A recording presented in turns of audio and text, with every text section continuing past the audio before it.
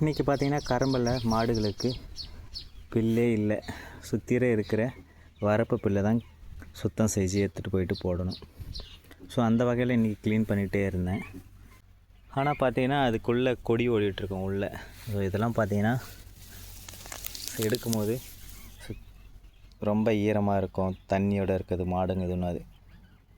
So அதனால் அதை மட்டும் ஃபஸ்ட்டு விட்டுட்டு இதை அறுத்து போட்டுட்டு ரெண்டுத்தையும் மிக்ஸ் பண்ணி போட்டோன்னா வச்சுக்கோங்களேன் சீராகிடும். ஃபுல்லாத்தையும் அறுத்துட்டு செகண்ட் பேட்சில் பார்த்திங்கன்னா நம்ம கையாலே உள்ள பயிர்கள் உள்ளே இருக்கிற இந்த களைகளை நாம் எடுத்து போட்டுடலாம். கிணத்து ஓரம் இருக்கிற புல்லுலாம் நாம் அறுத்தடிச்சாச்சு. இந்த கிணத்து ஓரமே பார்த்தீங்கன்னா சில தழைச்செடிகள்லாம் இருந்துச்சு. அந்த தழைச்செடிகள்லாம் நாம் உரக்குழியில் எடுத்துகிட்டு போயிட்டு போட்டுடலாம்.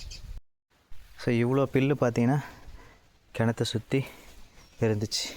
இன்னும் பார்த்தீங்கன்னா இந்த சைடு கிணத்தாண்ட புல்லு இருக்குது. ஸோ ஒரு சைடு மட்டும்தான் நாம் எடுத்துருக்கோம். நேற்று உரக்குழியில் ஒரே ஒரு தழை மட்டும்தான் போட்டிருந்தோம். ஷெட்டாண்டு ஒரு நொணா மரம் இருந்துச்சு. ஸோ அதனுடைய தழைகள்லாம் இருந்துச்சு. ஸோ நிழலுக்காக அதை விட்டு வச்சுருந்தது. ஸோ அது கொஞ்சம் வளர்ந்துடுச்சு. ஸோ அதனுடைய தழைகள் இருந்துச்சு. அதனுடைய தழைகளை சேகரித்து நாம் அதே தொட்டிலே போடலாம். அதோடு இல்லாமல் இந்த கிணத்து ஓரமாக பேத்தி செடி இருக்குது. ஸோ அதையும் நாம் வெட்டி எடுத்துகிட்டு போக போகிறோம். கிணத்து ஓரம் இருந்த பேத்தி செடியை நாம் வெட்டியாச்சு. பட் இருந்தாலும் அந்த செடியை நம்ம ஃபுல்லாக அழிச்சிடணும். ஸோ ஏன்னா கிணறுல பார்த்தீங்கன்னா கல்லெல்லாம் சரிக்கிறதுக்கு வாய்ப்பு இருக்குது. ஸோ அந்த செடி நாம் வெட்டியாச்சு. பேத்தி இலை,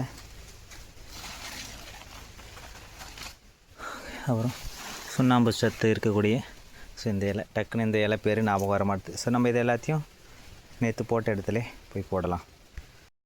நாம் நேற்று போட்டு வச்சுருந்த வேப்பந்தழை.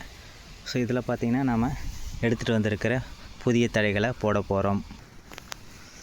புதுசாக எடுத்துகிட்டு வந்த தழையை போட்டாச்சு. இதை லைட்டாக நாம் மெரித்து விட்டுடலாம். தழைகள்லாம் இப்படி எடுத்து களைச்சிட்டு இருந்தேன். பார்த்தோன்னா ஒரு பெரிய புழு.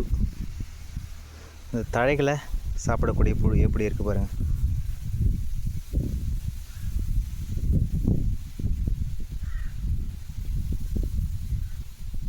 ஸோ இது மேலே இருக்கிற ஷார்ப்பாக இருக்கிறது கொடுக்கு.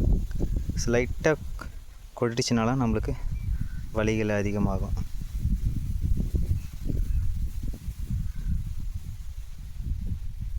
நொணா தழைகளை நல்லா சாப்பிட்டுருக்கு இது.